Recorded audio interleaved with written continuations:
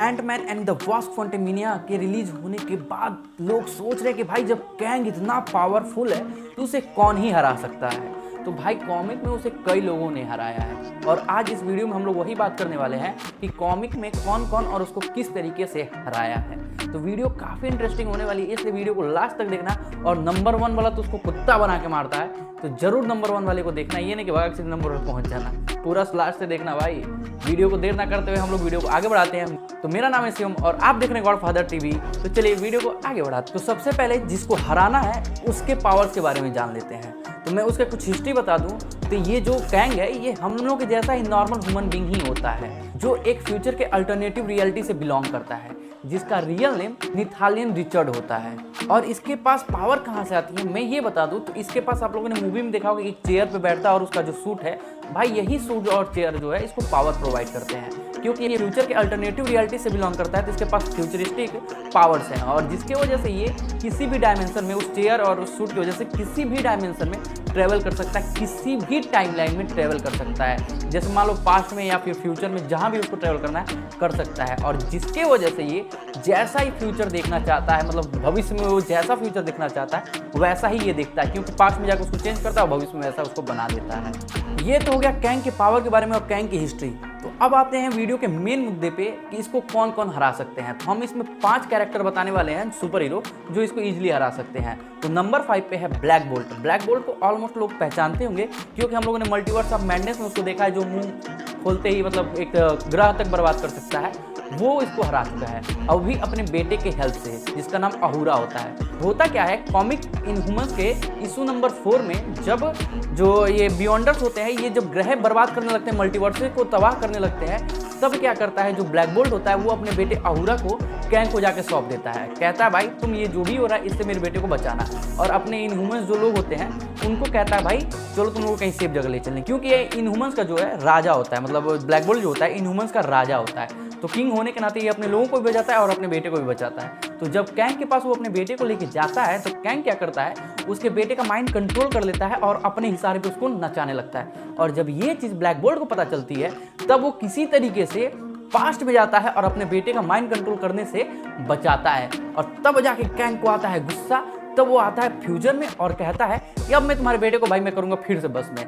लेकिन उसके बेटे के पास भी पावर होते हैं क्योंकि वो भी एक इनह्यूमन है। तो जब वो अपना पावर यूज करता है तो कैंग को करता है कंट्रोल में अपने, और अपने बाप के सामने मतलब अपने पिताजी के सामने उसको करा देता है सरेंडर, मतलब ब्लैक बोल्ट के सामने उसको सरेंडर करा देता है। और यही जब कैंग सरेंडर करता है तो वो अपना हार मान के वहां से चला जाता है। Number 4 Deadpool. हाँ ये सच है कि डेडपुल भी उसको हरा चुका है, वो भी अपने ही स्टाइल में। भाई वो क्यों ना हराए, उसने पूरे के पूरे मार्वल यूनिवर्सेस तक को अकेले हरा चुका है। तो कैंग क्या चीज़ है, तो चलिए बताते हैं कि होता क्या है। तो होता कुछ यूं है कि सीक्रेट वार का इवेंट चल रहा होता है। जब बियॉन्डर एकदम अपना मतलब काम करते करते थक गए होंगे तो सारे सुपर हीरोज और सुपर विलेंस को एक बैटल फील्ड में उतारते हैं और उनको आपस में लड़ाते हैं। और उसमें लड़ा के मतलब वो अपना एंजॉय, जैसे नहीं लोग पहले के राजा करते थे आपस में लोगों को लड़ा के बैठ के अपना एंजॉय करते थे, तो वही काम बियॉन्डर्स कर रहे होते हैं, मतलब देख रहे होते हैं कौन कौन जीत रहा है कौन कौन हार रहा है। ये था सीक्रेट वार का इवेंट।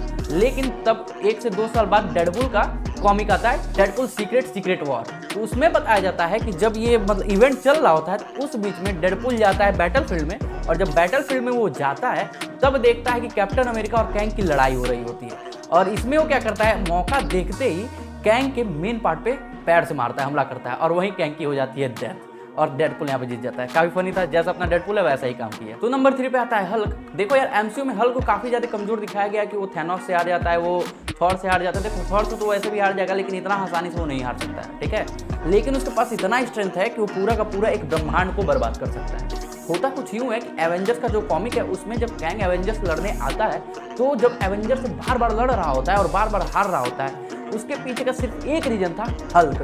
तो एक निष्कर्ष निकलता है कि भाई हम पास्ट में जाएंगे और हल्क का जो ह्यूमन बॉडी है यानी कि अपना ब्रूस बैनर है उसको ही मार देंगे, तो ना रहेगी बांस ना बजेगी बांसुरी। तो भाई यही सोच के वो जाता है पास्ट में। सोचो मतलब जब उसके अंदर हल्क नहीं रहा होता है तब वो पास्ट में जाता है उसको मारने के लिए।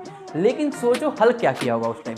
हल्क आया वहां पे और उसकी इतनी बुरी तरीके से बजाई कि भाई वो अपना जान बचा कर पता नहीं कितने डायमेंशन दूर भागा कि कहीं उस डायमेंशन में ना पहुंच जाए हल्क। सोच सकते हो उसका पावर कितना है। तो नंबर 2 पे आते हैं फैंटास्टिक 4। ये तो सबको पता है फैंटास्टिक 4 ही कैंग के लिए सबसे बड़ा विलन है, क्योंकि कैंग को वो सब कई बार हरा चुके हैं, कई बार हरा चुके हैं, एक बार नहीं।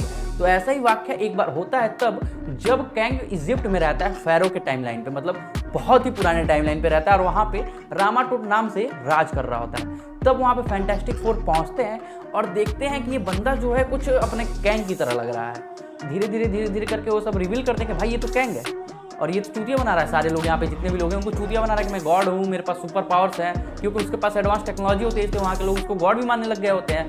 तब जाके फैंटास्टिक फोर जब ये चीज़ें जानते हैं तब उसको वहाँ पे बड़ा बुरा मारते हैं और वहाँ से भगाते हैं। और वहाँ से भगाते तो जाके फ्यूचर भाग जाता है, मतलब वहाँ पे मरता नहीं है, बहुत भागा है, ये भागा हुआ आदमी है, बगेड़ा है एकदम। नंबर 1 पे आता है थॉर और ये काफ़ी ज़्यादा मजेदार है क्योंकि फिल्म में हम लोगों ने देखा कि कैंग थॉर को याद कर रहा होता है कि भाई थॉर हैमर वाला एक था, वो क्यों याद कर रहा था मैं यहाँ पे बताता हूँ क्यों याद कर रहा था। होता कुछ यूँ है कि जब एवेंजर्स और कैंग के बीच लड़ाई हो रही होती है तो लड़ाई काफ़ी लंबा टाइम खींचते जाती है और वो हारते ही नहीं है सब एवेंजर्स। तब सोचता है कैंग इन लोगों को जल्दी से हराया जाए और उस बैटल को जल्दी खत्म किया जाए, तो काफ़ी खतरनाक रेडिएशन एवेंजर्स के ऊपर एकदम से फेंकता है। तब बीच में आ जाता है थॉर और उस रेडिएशन को अपने हैमर में एब्जॉर्ब कर लेता है और उस हैमर में एब्जॉर्ब करने के बाद उस रेडिएशन को और ज़्यादा स्ट्रॉन्ग करता है और अपोजिट उसी के ऊपर फेंक देता है। इसलिए हैमर में एब्जॉर्ब किया, हैमर से उसके ऊपर फेंका, कैंग वहीं पे एकदम मतलब समझ लो ऑलमोस्ट डेड हो चुका था।